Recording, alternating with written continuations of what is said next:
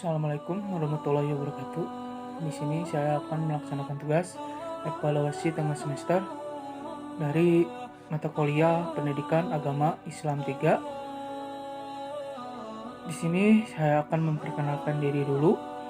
Perkenalkan, nama saya Rafli Saiful Ferdiansyah dengan NPM 101213330 dan kelas C8 Manajemen. Di sini saya akan menjelaskan materi tentang Marifatullah. Marifatullah terbagi empat, yaitu yang satu at-thoriq ila Marifatullah, yang artinya jalan mengenal Allah.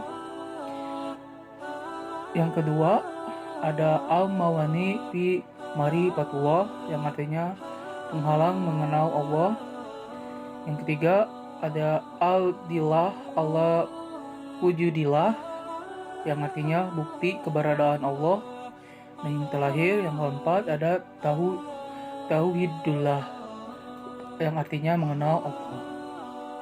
Di sini saya akan menjelaskan dulu tentang materi at-thoriq ila Marifatullah, jalan menuju mengenal Allah. Yang ke satu ada akal sehat. Akal sehat, akal budi, nalar atau nalar umum adalah penilaian yang masuk akal dan praktis mengenai masalah sehari-hari atau kemampuan dasar untuk melihat, memahami, dan menilai dengan cara yang umum dimiliki oleh hampir semua orang. Dan yang kedua ada para nabi dan rasul. Para nabi dan rasul adalah manusia pilihan yang diberikan wahyu oleh Allah Subhanahu wa Ta'ala untuk berdakwah. Oleh karena itu, para nabi dan rasulullah yang paling mengenal Allah Subhanahu wa Ta'ala. Namun, karena para nabi dan rasul sudah tiada, maka kita wajib mempelajari apa yang diwahyukan kepada para nabi dan rasul. Dan yang ketiga, ada asma wa sifat. Makna tauhidul asma wa sifat atau mengesankan Allah dalam nama-nama dari sifat-sifatnya adalah meyakini secara mantap bahwa Allah Subhanahu wa Ta'ala menyandang seluruh sifat kesempurnaan dan suci dari segala sifat kekurangan, dan bahwa dia berbeda dengan seluruh makhluknya. Di sini saya akan menjelaskan lagi tentang ayat-ayat kauliyah dan kauniyah. Yang ke satu ada ayat-ayat kauliyah. Ayat ini berasal dari ucapan yang bersumber dari firman Allah Subhanahu wa Ta'ala yang sering kita jumpai di dalam kitab suci Al-Quran. Contohnya adalah kita sebagai umat Islam sangat dianjurkan untuk bersabar ketika kita ditimpa suatu masalah. Melakukan kesabaran berarti bahwa sabar merupakan perbuatan menahan diri yang sesuai aturan syariat. Bersabar bukan berarti pelakunya malas berpikir meskipun menerima sesuatu apa adanya. Yang kedua ada ayat-ayat kauniyah. Ayat kauniyah adalah ayat atau tanda yang wujud di sekeliling manusia yang diciptakan oleh Allah Subhanahu wa Ta'ala. Ayat-ayat ini adalah ayat-ayat dalam bentuk segala ciptaan Allah berupa alam semesta dan semua yang ada di dalamnya. Ayat-ayat ini meliputi segala macam ciptaan Allah, baik itu yang kecil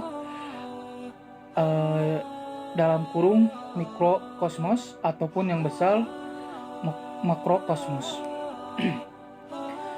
Manfaat ayat-ayat dunia: merasakan keagungan Allah dari kelemahan diri. Pengagungan akan melahirkan kecintaan, rasa takut untuk mendurhakainya. Juga berharap hanya kepada Allah, sedangkan menyadari kelemahan diri akan membuat manusia innabah, mengembalikan urusan kepada Allah, bertawakal kepadanya, dan menjauhkan diri dari sifat congkak dan sombong. Baik, kita lanjut ke materi selanjutnya, yaitu al-mawani fi Marifatullah atau menghalang mengenal Allah.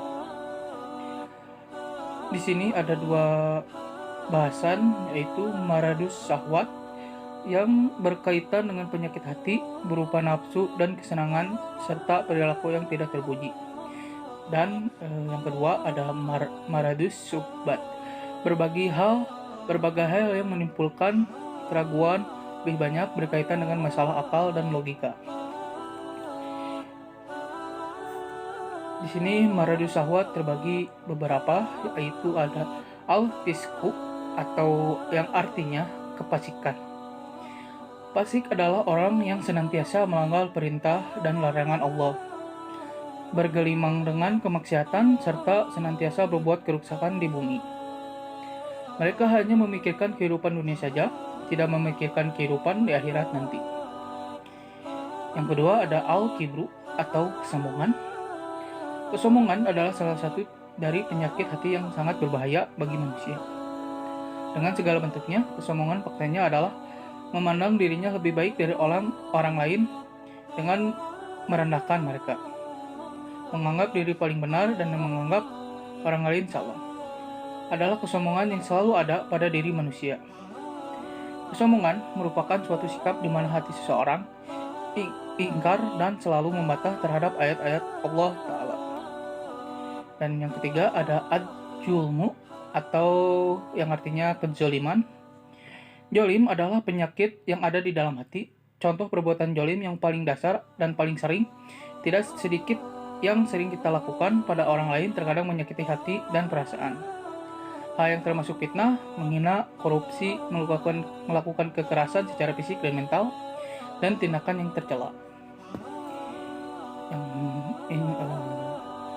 Ada al-jahlu atau kejahilan atau kebodohan, yakni tidak mau memikirkan ayat-ayat Allah Ta'ala, baik ayat-ayat kauliyah yang tersurat dalam Al-Quran maupun ayat-ayat kauniyah yang tersirat di seluruh penjuru alam semesta. Inilah yang menyebabkan terhalangnya manusia dari mengenal Allah Ta'ala. Di sini ada al-irtiyab atau ragu-ragu. Hal ini disebabkan karena sedikitnya ilmu dan marifah atau pemahaman. Bisa dikatakan pula keraguan ini lahir dari kebodohan. Begitulah orang-orang munafik selalu berada dalam kondisi terombang-ambing antara iman dan kafir. Ada al-inhirab atau penyimpangan.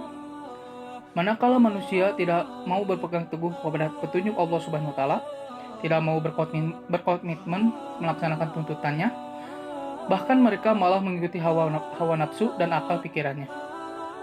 Maka pada saat itulah hatinya akan keras membatu. Di sini ada al-ghaflah atau kelalaian. Dalam poin pertama telah disebutkan bahwa jika manusia tidak menggunakan potensi dirinya untuk memahami ayat-ayat Allah Ta'ala, maka mereka akan terhalang dalam mengenalnya. Hal ini karena kebodohan mereka itu membuat mereka lalai atau lengah. Baik, kita lanjut lagi ke materi yang ketiga, yaitu al-adilah ala wujudillah, atau yang artinya bukti keberadaan Allah. Bukti keberadaan Allah itu terbagi dalam dua. Ada eksistensi Allah. Dalam poin pertama telah disebutkan bahwa jika manusia tidak menggunakan potensi dirinya untuk memahami ayat-ayat Allah Ta'ala, maka mereka akan terhalang berdasarkan Kamus Besar Bahasa Indonesia.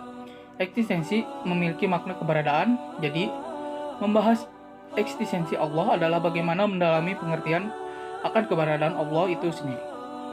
Adapun bukti eksistensi Allah sangat jelas dan terang bagi orang-orang yang mempergunakan akalnya. Tidak membutuhkan penelitian panjang atau mempertimbangkan yang berlarut-larut yang dalam mengenalnya. Hal ini karena kebodohan mereka itu membuat mereka lalai atau lengah.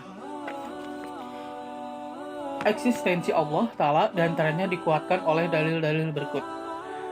Di sini ada 5. Yang satu ada ad-dalilul fitri atau doa fitrah. Yang kedua ada ad-dalilul hissi atau dalil yang dapat diindra. Yang ketiga ada ad-dalilul akli atau yang artinya dalil akal. Dan yang keempat ada dalil nakli. Dan yang terakhir, yang kelima, ada dalil sejarah.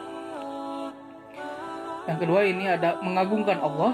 Sesungguhnya termasuk kewajiban terbesar secara akal dan nakal atau dalil adalah mengenal keagungan Sang Maha Pencipta, yang keesaannya diakui oleh alam semesta dan pada diri setiap makhluk merupakan tanda-tanda yang nyata atas keagungan penciptanya dan maha besar ciptaannya.